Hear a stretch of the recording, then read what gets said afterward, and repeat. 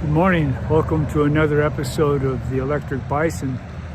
I'm standing next to my father's brick that our family bought for him here at the Law Enforcement Officers Line of Duty Monument. It's really quite nice. The people of Montana have been well served by the law enforcement officers that we've had working here. They're generally honest cops. There's a couple of exceptions, but they've been good, really good. The word duty is one of those words that gets thrown around like patriotism and Christian and all that. And I talked about it last episode about the importance of putting in front of that word duty your own virtuous sense of what is right.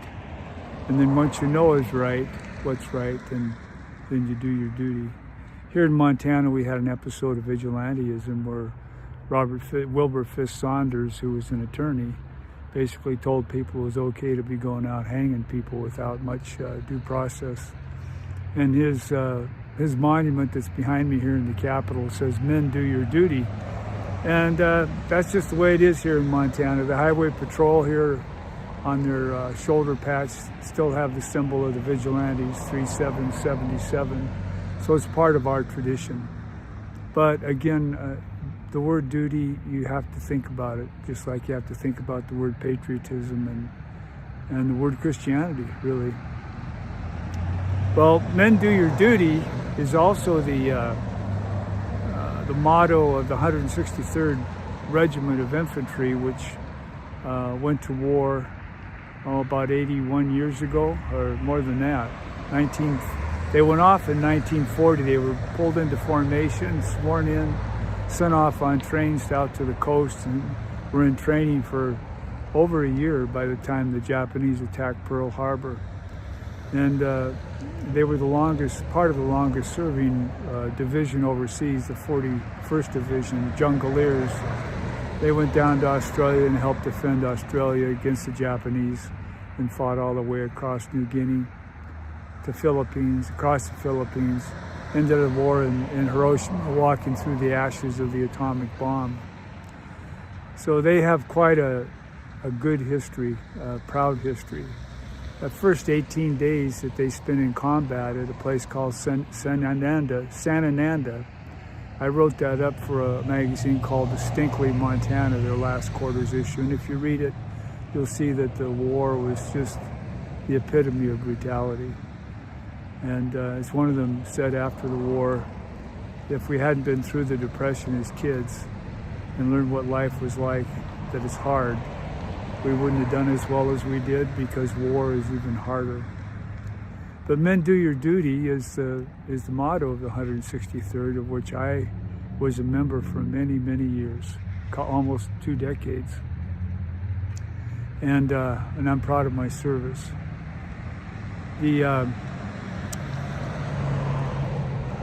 The service in the Guard, and I retired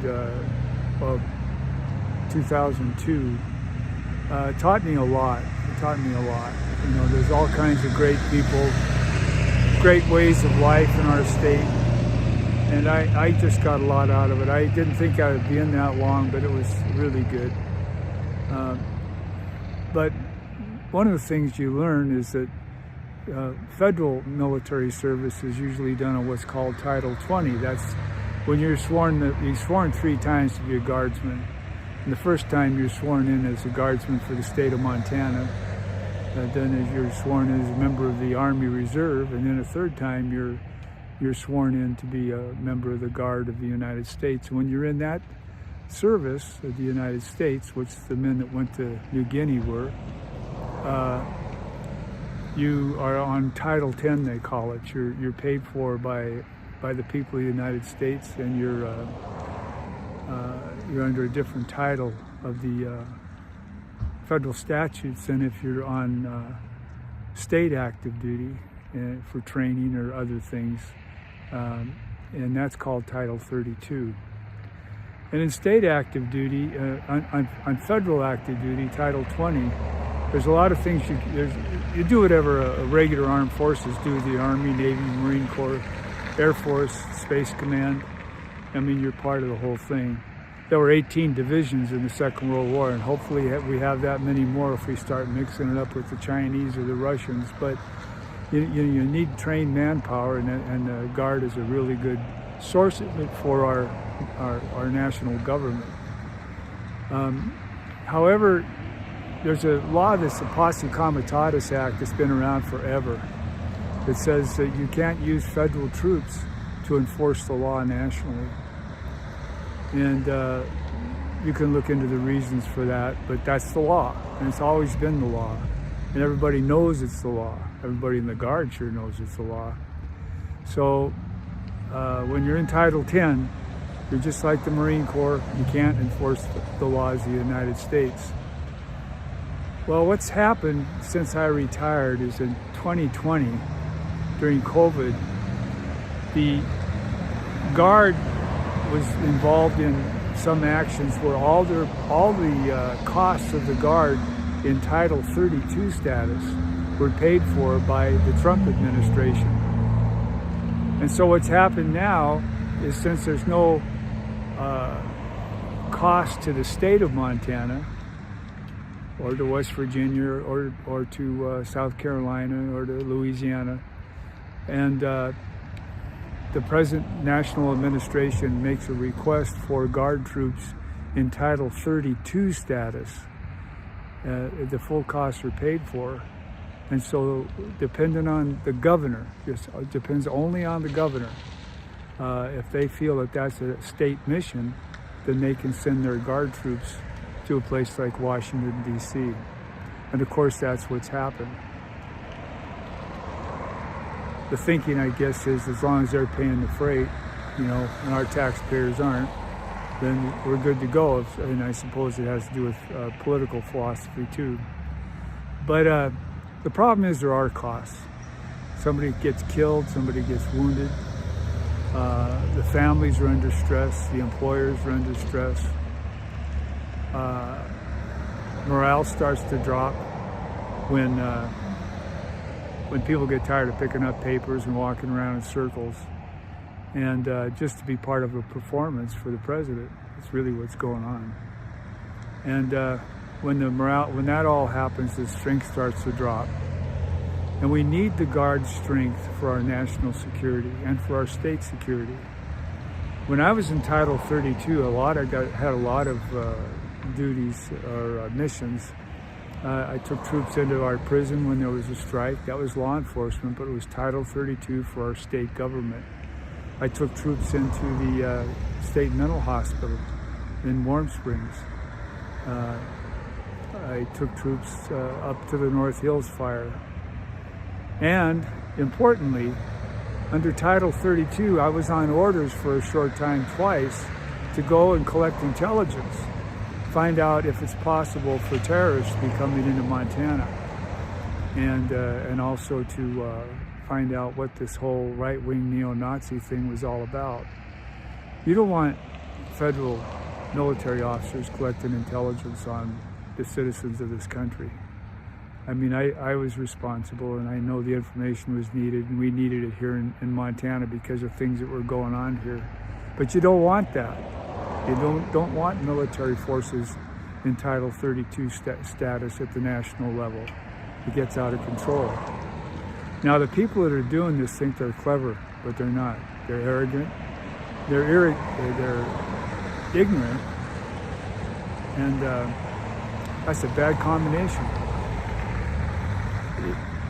The history of each state's Guard is unique to that state. Some were in the Civil War, some were involved in coal strikes, some were involved in railroad strikes.